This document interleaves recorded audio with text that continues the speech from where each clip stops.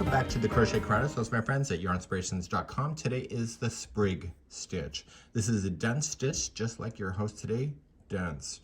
So what we have here is the multiples of 2, so no matter what you want to do, always chain in an even number and things will work out. Without further ado, let's begin. So let's begin today, multiples of 2, so 1, 2, 1, 2, 1, 2, 1, 2, 1, 2, 1, 2, 1, 2. So if you want to match it against something, you can lay down the chain on something to match the sides with, and you can enjoy. Let's begin row number 1. Row number 1, we're going to go second chain from the hook, so just turn it over and get the back hump of the chain. I prefer that, but if you don't, it's okay too. So just start single crocheting starting in the second chain from the hook and single crochet all the way across the row. Please do that, and I'll see you at the end of the row in a moment. No matter how big you make it, you'll eventually hit the end of the chain, turn your work, and we'll begin row number 2, which will be start of the Sprig Stitch forever and ever. Let's begin to do that next. So let's begin. I just changed my Invisalign in my mouth, so I'm a little slurring, and here we go. So just chain up 1 and single crochet in the first one. And now here's what the Sprig Stitch is. You're going to skip 1, and you're just going to come into the next stitch here, and you're going to single crochet, chain 2, single crochet all within that same stitch. So just skipping 1, single crochet, chain 2, single crochet. You're only going to skip just 1 stitch and then do the same in the next. And you're going to do this all the way across. So single, chain 2, and single. Skip 1, so single, chain 2, and single. And you're going to notice that it creates a bump or a fan-like shape at the top. We're going to equal that out on the last row, and I'll show you that when we get there. So skip 1, so single,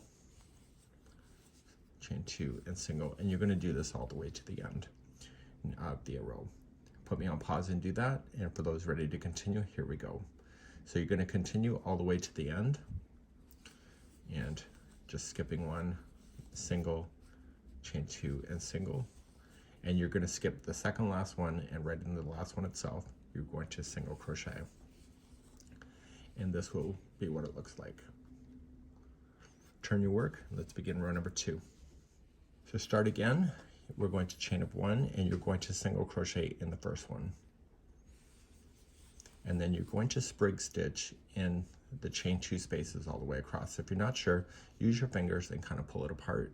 And so you'll single right in the chain 2 spot, chain 2, and single. And look for the next one. So you see how it's kind of peeking out? Gives you a clue where it is. So just use your fingers. So you'll single, chain 2, and single in the next chain 2 space. And you're doing this all the way across. So single, chain 2, and single.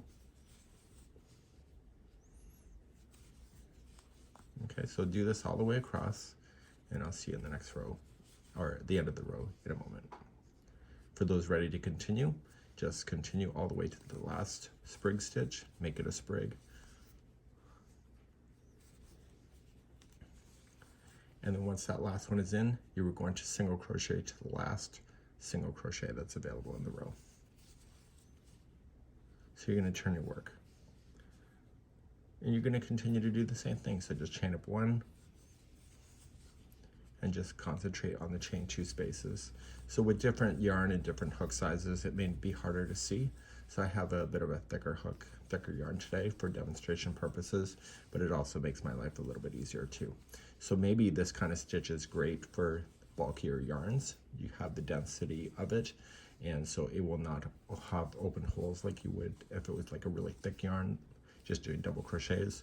So it's a great way to be able to fill in the spots. I'm going to show you a cheating technique in just a moment. So remember the last one is just a single. And let's turn it work and just lay it flat. And I'll talk about the cheating technique in a moment. So let's just say that you went and did row after row after row, and you're finally sick of it, or you're finished with it, whichever comes first. See where the tail is right here? This is the right side of the work if the tail is right over here and your hook is here.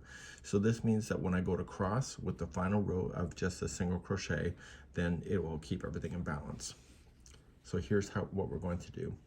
is that we want to focus, and we're going to chain up one, and you were going to put in one single crochet into the first one. And remember, the sprig stitch had basically 2 stitches, so you have these spaces here. So what you want to do is that in each one of the tops, you just want to put in 2 single crochets in each. So 1 and 2, and ignore the single crochets. And what this is doing is it's pulling it up, and it's keeping the balance of the points just perfectly. So it's 2 singles in each of the chain 2 spots.